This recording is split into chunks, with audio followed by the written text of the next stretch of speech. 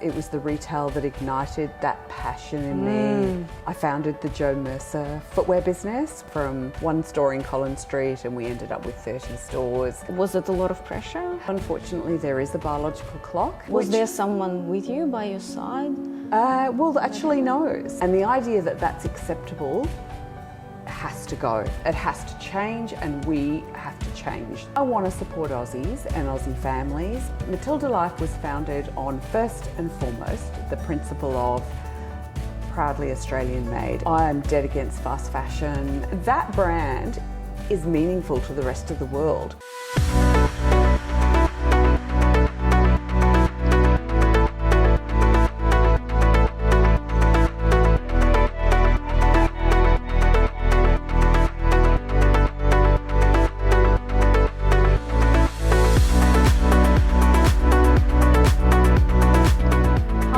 I'm Elina Reddy and welcome to Foreign Influence. Today we're going to interview an Australian fashion icon and a leading retailer, Jo Mercer.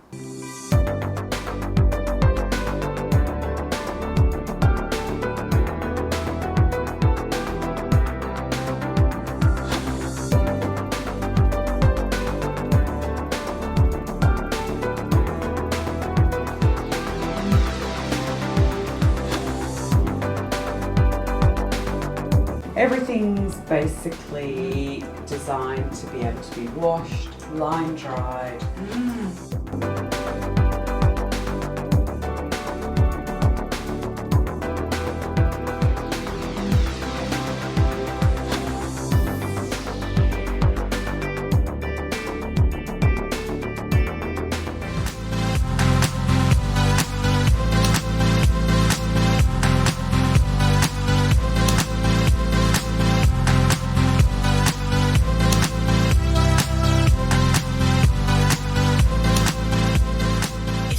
Jo, thank you so much for being a guest on our show, Foreign Influence. Oh, it's a pleasure, Elina. It's a pleasure to be here. You were born in the north of England. What do you remember about your early childhood? To be honest, almost nothing. So I was born in Oldham, and when I tell people I was born in Oldham, mostly they go, oh. I moved from there when I was not even 2, and I've had the advantage of travelling all my life to different countries. My father worked for Shell International, so we literally moved every year somewhere new. So we were in Holland, then we moved to south of England, and then we moved back to Holland, and then we moved to Canada, and then back to England, and then to Indonesia. So it kind of went on and on. So all this moving. And they were very different countries. Yes. What was the experience like living there? Do you remember much? As I got older, the memories become much clearer. But yeah, I have wonderful memories, and I feel, really lucky to have experienced all those different countries. I guess you start to remember when you first go to school and it all seemed new. So wherever I was, it felt new. I had to make new friends, meet and how new about the teachers. language barriers? Yeah, well, the language barriers. I typically did go to an American school in Holland, and I went to a French school actually in Canada where they taught everything in French. There was language barriers, but I guess as children you learn. I think I've forgotten it all now. But how many languages have you mastered? Like how many languages did you speak? Look, I wouldn't like to say mastered, but when I was young, I obviously spoke a little bit of Dutch, and I did speak French, but honestly, if you don't keep practicing, you forget.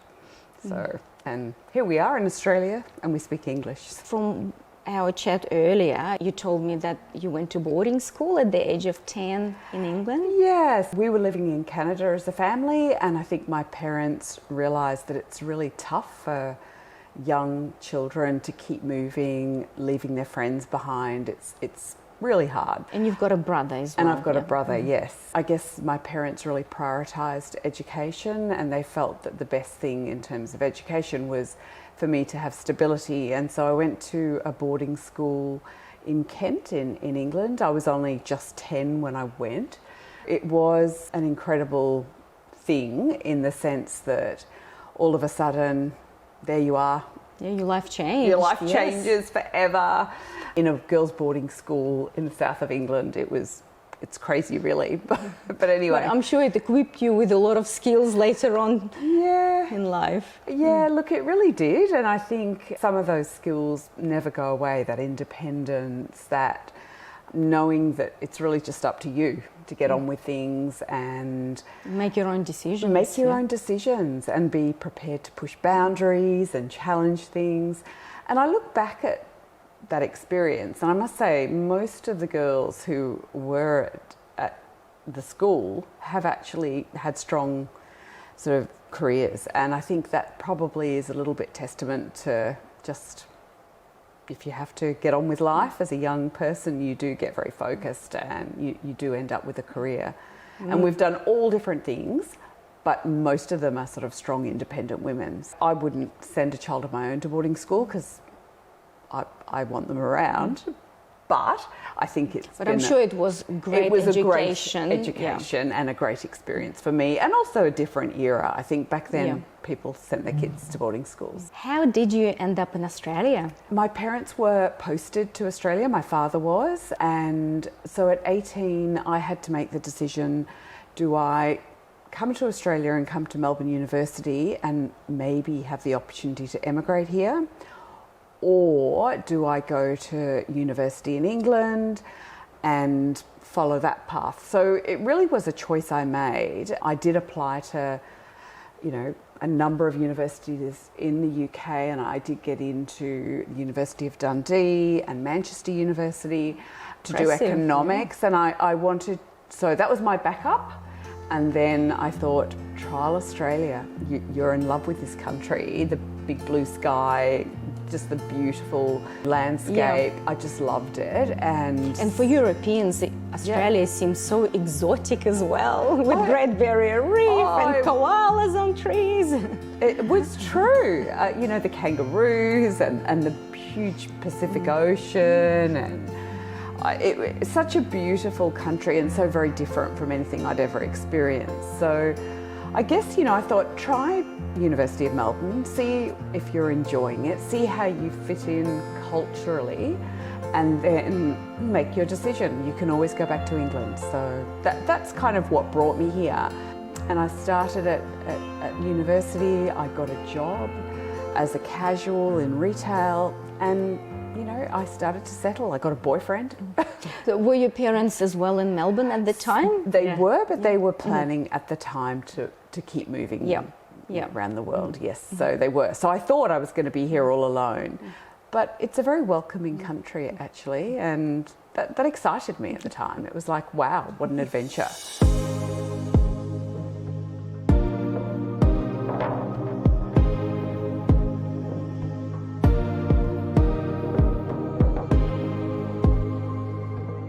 We're back with Foreign Influence, and we're speaking with Jo Mercer. Australia is where you entered workforce. Yes. Take me through your professional journey. Okay, well, I started, not professionally, but I did start as a casual with 3 different jobs. So I had all at the same time whilst I was studying. So I had a job in retail where I was, working at Myer in the Miss Shop department.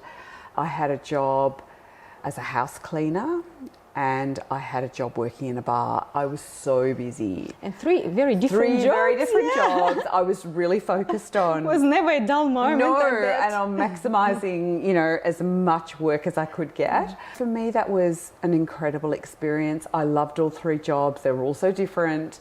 But in the end, I guess it was the retail that ignited that passion in me. I loved walking into a department store. I was in the Myer Melbourne in Burke Street store, and the smell of retail and the customers, and it was the perfume. Oh my goodness, I love the perfume.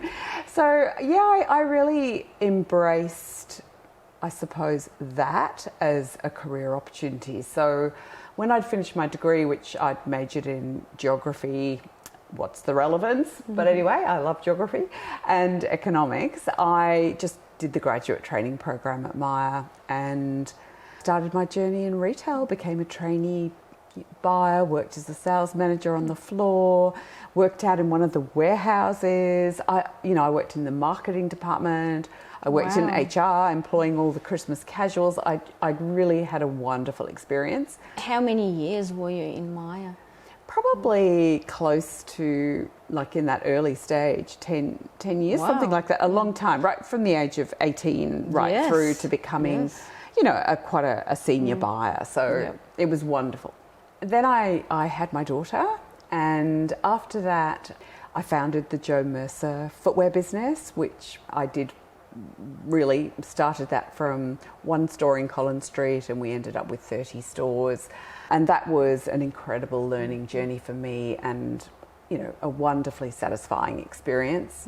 That is amazing achievement. For a young woman arriving in Australia by herself, having 3 jobs, looking after herself, and from one store on Collins Street to 30 stores. Did you feel, was it a lot of pressure? There was a lot of pressure. I was getting to a point in my life where I wanted to have another baby, and I made the decision to have another child quite late in life. A lot of people, once they've already had their family, they sort of say, okay, that's it. Whereas for me, it was something so wonderful, and so when I fell pregnant with Sebastian, it was like a whole new chapter opened for me. So what lessons have you learned in achieving life-work balance as a professional woman? I think one of the most important lessons is, as a woman, if you do want to have a family, just to think about it and maybe prioritise it, just like I think you prioritise your career as a woman. You think that through, you plan, you discuss. And I think you need to have that same approach with children, because, unfortunately there is a biological clock, and I think a lot of amazing, talented young women perhaps just leave it a little bit too late and don't make it a priority. Well, because people want to build a career, want to achieve something, and they are probably scared that if I will leave, then my place opens up and someone else walks in, and then I lose that time of experience. And I think that is a risk, but I also think you can absolutely re-pick up your career. And I think today it's better than it's ever been in terms of helping women get back to the workforce, assisting with paid parental leave and all those advantages. But it's because it's such a rewarding part of life. And look, it's not for everyone. Not everyone wants to have children. But if you do want to. But what happened that made you make that decision? So what happened that made you realize that, well, I have to concentrate now more on my family? Look, I was travelling overseas to Europe twice a year. I was travelling in and out of Asia 4 to 6 times a year. I was always travelling on my own, or mostly on my own. It would have been lonely. Yeah, I think it's lonely, and it's a lot of pressure. And I definitely felt that I couldn't do both at the same time. And I had 2 miscarriages, actually. I'm really sorry to hear that. Was there someone with you by your side?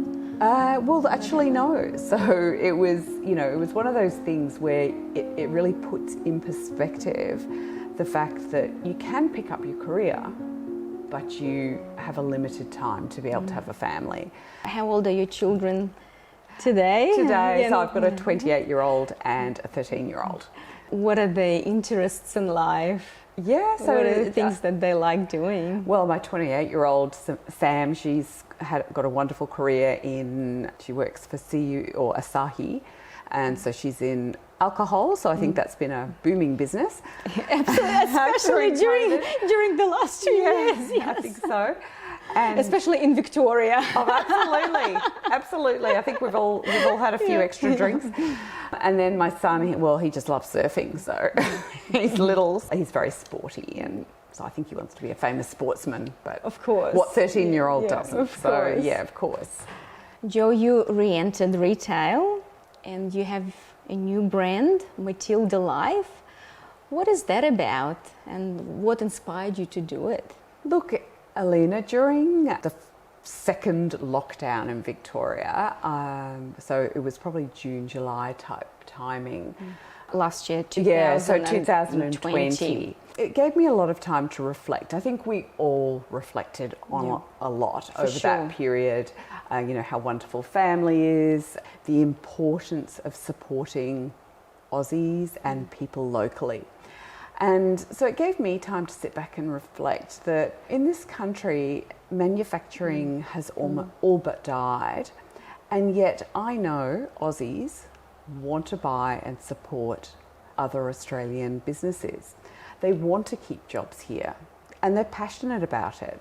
I just felt there was an opportunity for a brand, a casual lifestyle brand, proudly made in Australia, where everything is manufactured here, to exist.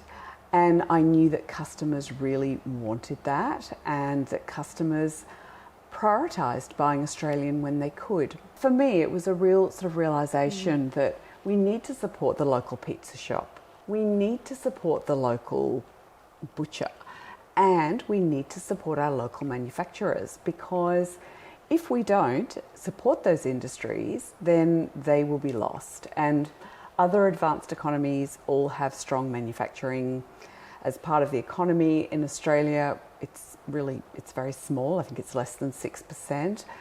These are frightening numbers. They are. I felt that a brand was absolutely being requested by the customer, but who was providing it? And there are some amazing iconic brands in Australia that make in Australia, but they are at designer price points and less affordable.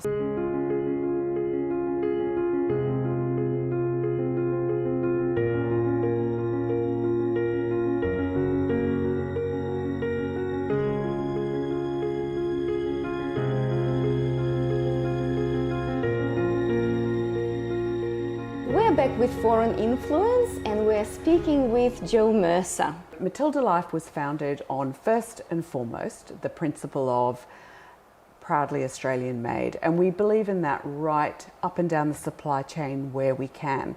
As an example, our shipping boxes have been made in Bayswater. Our stationery has been printed in Sydney. Our leather for our shoes comes from a very old tannery called Packers in Queensland. Our organic cotton, our cotton jersey, has been knitted in Melbourne. So as much as possible, we really want this product to be Australian. It's all made here in Australia, actually in Melbourne. And I'm really proud of that, and that really is genuinely supporting local jobs. Secondly, the brand will be sustainable, and this is something I'm personally passionate about. I'm dead against fast fashion. What do you mean by fast fashion? Where people buy very cheap clothing that they wear for a very short amount of time because it happens to be in fashion, and then they think it's okay to throw it out. And there's a whole industry that's enormous built on fast fashion where... And when we throw things out, well, where is it all going? Yeah. And it's all going... into landfill. Yeah. So fast fashion is the second biggest thing, I believe, in landfill. We're not paying the real cost, any customer, when they're buying a $20 t-shirt that's been made in a poor country under terrible conditions. It's then been shipped overseas, putting pollution into the atmosphere. People wear it a few times and then they throw it out. And the idea that that's acceptable has to go. It has to change, and we have to change the attitude. People should pay the real cost of goods. They should then take care of them. Our brand is founded on the principle of we are sustainable. So we are using 100% GOTS certified organic cotton. We're using compostable shipping boxes. We're using absolutely no plastic in our packaging. If I have to send a beautiful dress to someone and it's pouring with rain in Sydney, then I do recycle just to line the box to ensure it doesn't get damaged. But we're just not using any plastic otherwise.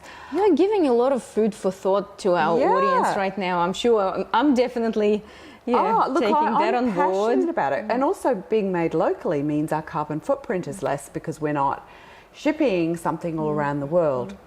So sustainability is at the core, made in Australia. And then the third thing I really talk about is just quality, because... Well, I'm wearing your garments right now. They just feel so nice, and I feel very, very glamorous, but in casual clothes. And the pants, the way the cut is just so sexy. Yeah, no, I love beautiful. it. Oh, thank you. I guess the quality aspect, there's no point in Australia trying to compete at the cheaper end of the market because we are more expensive. We do have a higher cost of labour than some other countries. So, but people who work on your clothes have high quality of life. Yeah, they do, and they're highly skilled. So we have focused on using very good quality materials. All of our materials are premium, and then we're using skilled craftsmen to make. People who've really had big businesses, have downsized, and they have the skill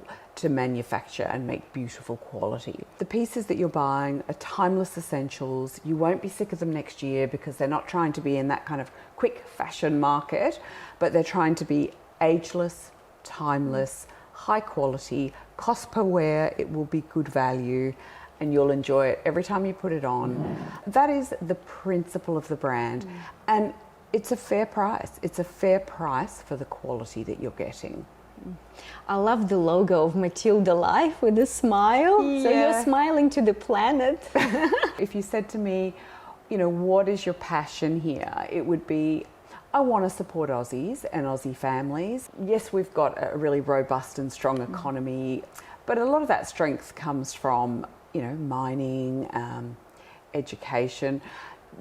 We need to diversify a little bit, and also we've got wonderful materials here, and we've got wonderful diversity of population, this incredible mix of cultures and people.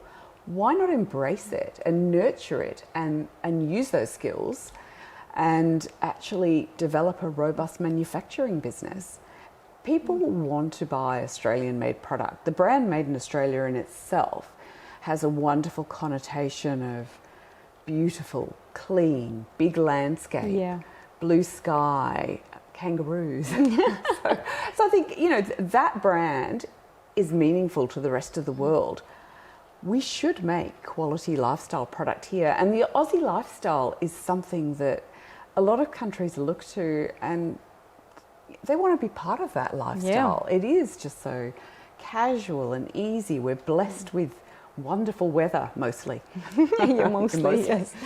At the moment, what does Matilda Life offer? What can we buy? So we can buy clothes, So shoes. at the moment, we're starting with a range of women's clothing, including some beautiful linens, a denim program, and then 100% organic cottons. We're doing a small range of shoes, which made in this amazing factory up in Thornbury, very high quality, and they're made of really soft kangaroo skin, which is a byproduct of the meat industry and otherwise would end up as a landfill. But actually kangaroo is a beautiful leather. It's very soft and lightweight, but it's very strong.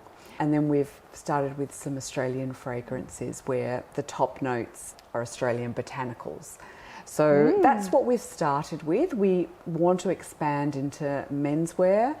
Men have really got behind and supported Matilda Life. In fact, probably more so even than women. I've had men reach out and say, love it, love that you're supporting Aussie Made. And this is at the core of so much of our belief. It's a great feeling to be appreciated. Yeah, it's been wonderful. And then also I would like to, as a full lifestyle brand, we need children's wear and some soft home, so that they are projects for down the track. What does the future hold for you, Jo? Well, I guess I'm keen to see Matilda Life as a brand become a brand where Aussies know that they can buy something that is going back and giving back jobs and skills. So I'm really keen to see that get up and running. And then I really think, Elina, my little passion will be to move into, it sounds really awful, but like waste management in particular, and sustainability. But I have a particular passion around waste and what happens to it all, and what are we doing about it. The idea that we just ship rubbish off around the world again destroys everything I believe in. So, you know, that is an area that I see myself getting involved with down the track when I have some time. Thank you so much for being such a terrific guest on our show, and at Foreign Influence we wish you all the best with Matilda Life. Thank you, I am Elina. sure it's going to be huge one day, and that one day will be very soon. Oh, thanks, Elina. Thank you so much.